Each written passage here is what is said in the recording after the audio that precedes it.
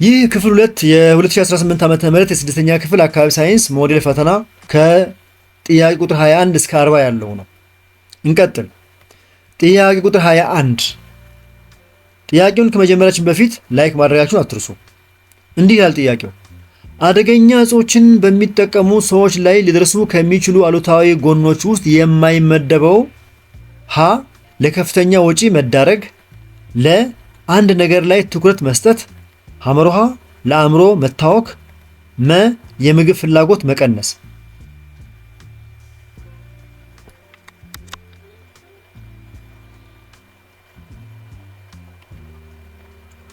አንድ ነገር ላይ ትኩረት መስጠት ካላችሁ ትክክል ነው። ምክንያቱም አደገኛ እጾች የሰውን የማተኮር ችሎታ ያጠፋሉ እንጂ ትኩረት እንድንሰጥ አያደርጉም።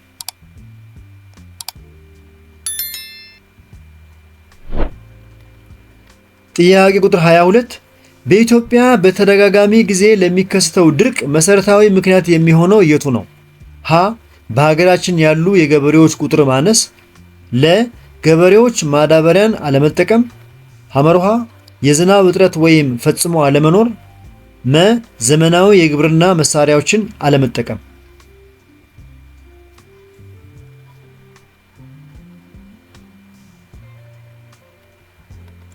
የዝናብ እጥረት ወይም ፈጽሞ አለመኖር ካላችሁ ትክክል ነው። ድርቅ የሚከሰተው ዝናብ መጣሉን ሲያቆም ወይም መጠኑ በጣም ሲያንስ ነው። እንቀጥል።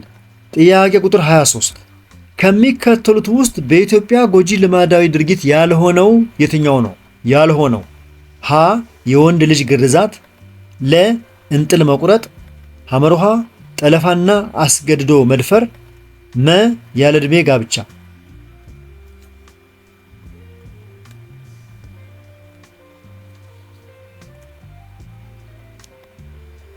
መልሱ የወንድ ልጅ ግርዛት የሚለው ነው።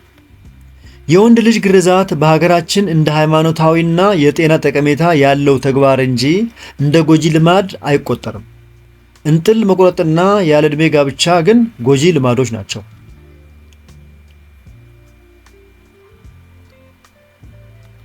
ጥያቄ ቁጥር 24 የኤችአይቪ ኤድስ በሽታ መንስኤ የሆነው የቱ ነው?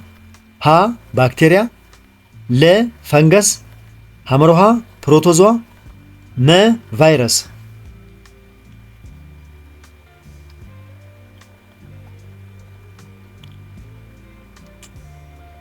ባክቴሪያ ወይም ፈንገስ አላችሁ? ሁለቱም አይደሉም። ፕሮቶዟ ነው፣ ፕሮቶዟም አይደለም። ስለዚህ የዚህ ጥያቄ ትክክለኛው መልስ ቫይረስ ነው ማለት ነው። ኤችአይቪ በቫይረስ አማካኝነት የሚመጣ የሰውነታችን በሽታ የመከላከል አቅም የሚያዳክም በሽታ ነው።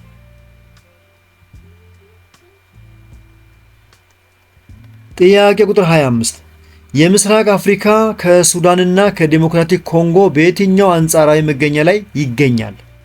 ሀ ሰሜን ምስራቅ አፍሪካ፣ ለ በስተምዕራብ፣ ሐመርሃ በስተደቡብ፣ መ በስተደቡብ ምስራቅ።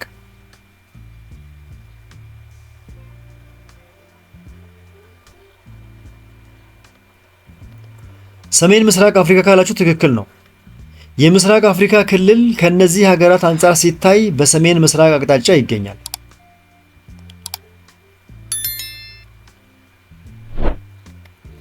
26ኛ መነሻ ዋልቴ አቋርጦ የማያልፉት አፍሪካዊ ሀገር ማን ናት? የማያልፉት ሀ አልጄሪያ፣ ለ ቡርኪና ፋሶ፣ ሐመርሃ ዛምቢያ፣ መ ቻድ።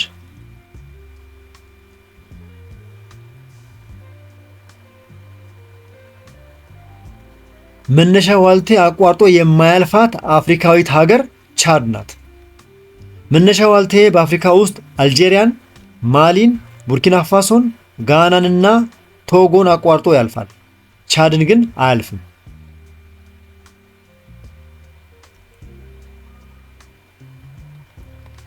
27ኛ ከሚከተሉት የምስራቅ አፍሪካ ሀገራት ውስጥ በቅርቡ ወደዚህ ክልል የተቀላቀለችው ሀገር ማን ናት? ሀ ዚምባብዌ፣ ለ ታንዛኒያ፣ ሐመርሃ ኢትዮጵያ፣ መ ሪዩኒየን።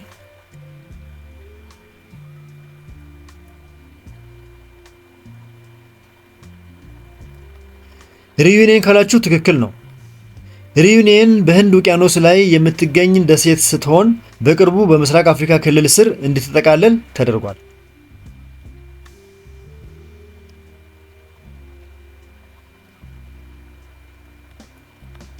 ጥያቄ ቁጥር 28 ምናልባት እየፈጠንኩባችሁ ከሆነ ቪዲዮውን እያስቆማችሁ መከታተል ትችላላችሁ።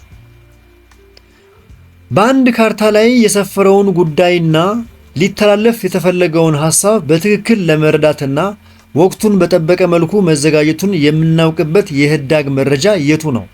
ሀ የካርታ መስፈርት፣ ለ የካርታ መፍቻ፣ ሐመሮሃ አቅጣጫ ጠቋሚ ቀስት፣ መ ካርታው የታተመበት ዘመን።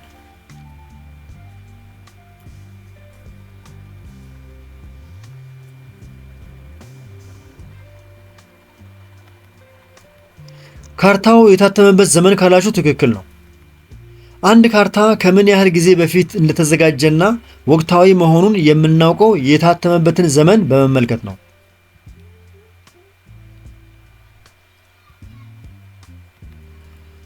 ጥያቄ ቁጥር 29 የጂፒኤስ ጠቀሜታ ያልሆነው የቱ ነው? ሀ የአንድን ቦታ መገኛ ያሳውቃል፣ ለ የትራፊክ መጨናነቅ የሌለባቸውን መንገዶች ያሳያል፣ ሐመሮሃ የሰዎችን እንቅስቃሴ ለመከታተል፣ መ ትክክለኛ የጊዜ ልኬትን ለመውሰድ።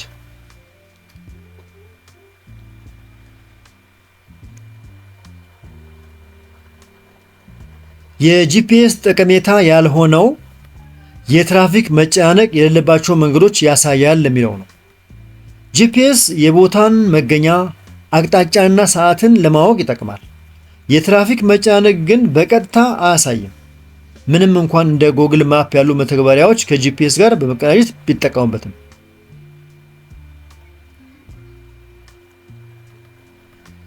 ወደ ክፍል 2 ጥያቄ አጋማሽ ደረስን። የተከበራችሁ የዚህ ቻናል ተከታታዮች እስካሁን በቀረቡ ጥያቄዎች መልስና ማብራሪያዎች ላይ አስተያየት፣ ጥቆማ ወይም ጥያቄ ካላችሁ አስተያየት መስጫው ላይ አስቀምጡ። ከተመቻችሁ ሳትረሱ አሁኑ ላይክ አድርጉ። ሌሎቹ እንዲያገኙት ከፈለጋችሁ ሼር አድርጉላቸው። በዚህ ቻናል ላይ የስድስተኛ ክፍል ሚኒስትሪና ሞዴል ጥያቄዎች በብዛት ስለሚገኙ እነሱን ለማግኘት ቻናሉን አሁኑ ሳብስክራይብ አድርጉ። እየፈጠንኩባችሁ ከሆነ ቪዲዮውን እያስቆማችሁ ተከተሉ። መልካም ጊዜ። ጥያቄ ቁጥር 30 ስለ ክንንብ ዘር እጽዋት ትክክል የሆነው የቱ ነው? ሀ አበባና ፍሬ የላቸውም፣ ለ ዝቅተኛ ስርጭት አላቸው፣ ሐመርሃ በጾታዊና ኢጾታዊ መንገድ ይራባሉ፣ መ ለምግብ ምንጭነት አያገለግሉም።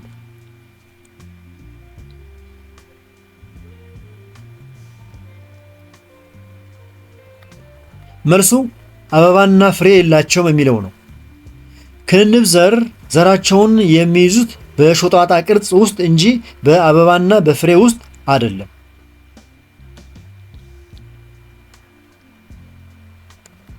ጥያቄ ቁጥር 31 ከሚከተሉት ውስጥ ይህ ህይወታዊ ብናኝ አርካቢ የሆነው የቱ ነው?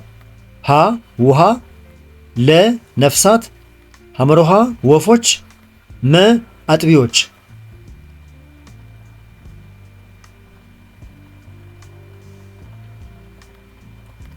ውሃ ካላችሁ ትክክል ነው። ምክንያቱም አርካቢዎች ህይወት ያላቸውና የሌላቸው ሊሆኑ ይችላሉ። ውሃና ነፋስ ህይወት የሌላቸው አርካቢዎች ናቸው።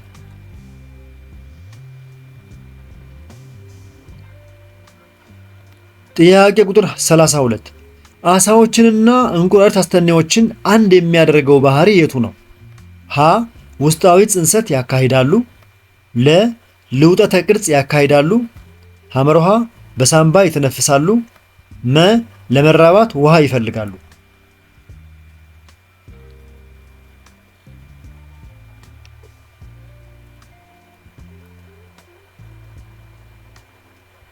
ውስጣዊ ጽንሰት ያካሂዳሉ፣ ልውጠተ ቅርጽ ያካሂዳሉ፣ በሳምባ ይተነፍሳሉ ካላችሁ ተሳስታችኋል። ትክክለኛው መልስ ለመራባት ውሃ ይፈልጋሉ የሚለው ነው። ሁለቱም እንስሳት እንቁላሎቻቸውን በውሃ ውስጥ ስለሚጥሉ ለመራባት ውሃ የግድ ያስፈልጋቸው።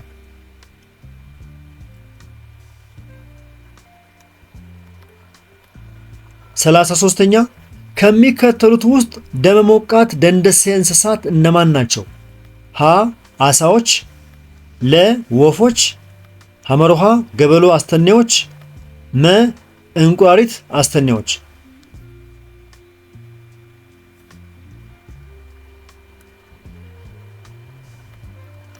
ወፎች ካላችሁ ትክክል ነው። ወፎችና አጥቢዎች ደመ ሞቃት ሲሆኑ አሳዎችና ተሳቢዎች ደግሞ ደመ ቀዝቃዛ ናቸው።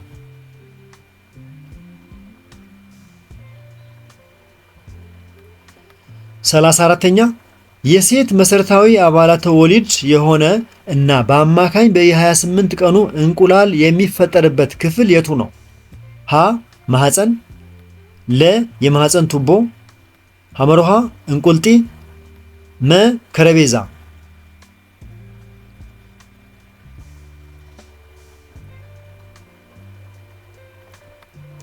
መልሱ እንቁልጢ የሚለው ነው።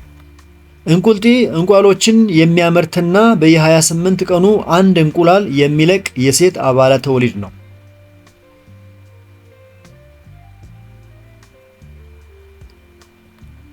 35ኛ አንዲት ሴት ልጅ የወር አበባ ያየችበት ቀን የካቲት 8 2018 ቢሆን የዚሁ ወር የውጻት ቀን መቼ ይሆናል? ሀ የካቲት 22 2018፣ ለ የካቲት 28 2018፣ ሐመርሃ መጋቢት 6 2018፣ መ መጋቢት 22 2018።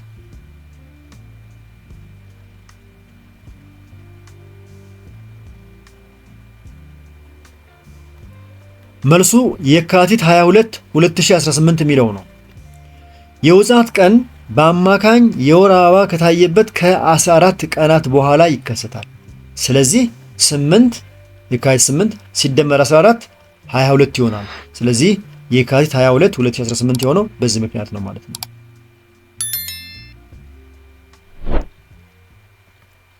ጥያቄ ቁጥር 36 በጉርምስና ወይም በኮረዳነት ክልል ውስጥ ያሉ ልጆች በአቻ ግፊት እንዳይጠቁ የማይረዳው የቱ ነው? ሀ የፍቅር ጓደኛ ለመያዝ አለመቸኮል፣ ለ ተቃራኒ ጾታን ማክበር፣ ሐመርሃ የቅርብ ጓደኛ ግፊትን መቋቋም፣ መ ውለታዎችንና ስጦታዎችን መቀበል።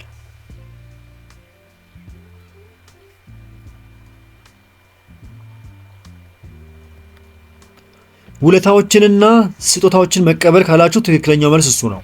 ምክንያቱም ካልተገቡ ሰዎች ስጦታና ውለታ መቀበል ለተለያዩ ተጽዕኖዎችና ግፊቶች በቀላሉ እንድንጋለጥ ያደርጋል።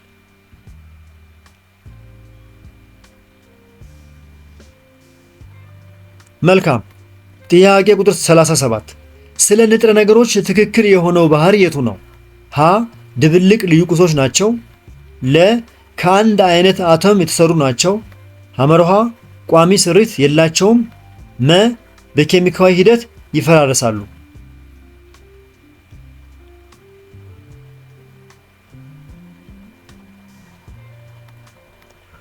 ከአንድ አይነት አተም የተሰሩ ናቸው ካላችሁ ትክክል ናችሁ። ንጥረ ነገሮች በአንድ አይነት አተም የተሰሩ በመሆናቸው በኬሚካዊ ዘዴ ሊፈራረሱ የማይችሉ ንጹህ ቁሶች ናቸው።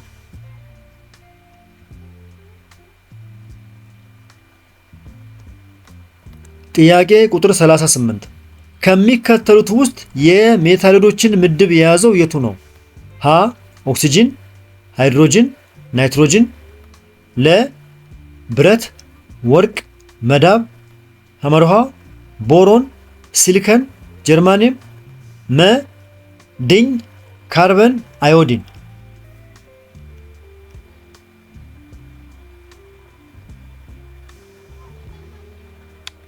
መልሱ ቦሮን፣ ሲሊከን፣ ጀርማኒየም የሚለው ነው።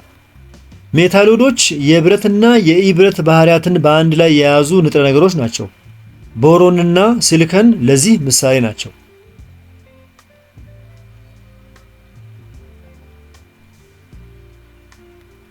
ጥያቄ ቁጥር 39 ከሚከተሉት ውስጥ በአግልሎት አጸግብሮት የሚፈጠረው ውህድ ማን ነው? ሀ ጨው፣ ለ አሲድ፣ ሐመርሃ ኦክሳይድ፣ መ ብረት።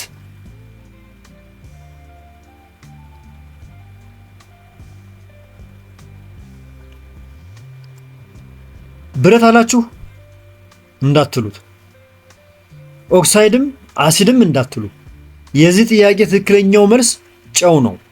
ምክንያቱም አግልሎት ማለት አሲድና ቤዝ ተቀላቅለው ጨውና ውሃ የሚፈጥሩበት ሂደት ነው። አሲዱ ቤዙን ያገላል፣ ቤዙ አሲዱን ያገላል፣ መጨረሻም ላይ ጨው ይፈጠራል። ለዛ ነው አግልሎት አዘግሎት የተባለው። አካባቢ ሳይንስ የመጨረሻው ጥያቄ ደረሰን።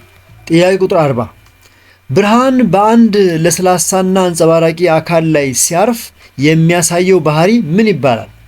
ሀ የብርሃን መበተን፣ ለ የብርሃን ስብረት፣ ሐመርሃ የብርሃን መዋጥ፣ መ የብርሃን ጽብረቃ።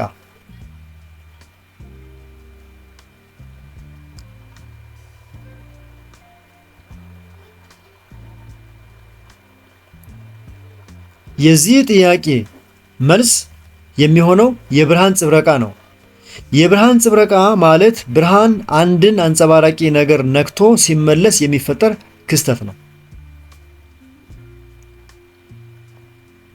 የተከበራችሁ የዚህ ቻናል ተከታታዮች እስካሁን በቀረበው ጥያቄ መልስና ማብራሪያ ላይ ጥያቄ ወይም አስተያየት ካላችሁ አስተያየት መስጫውን አስቀምጡ።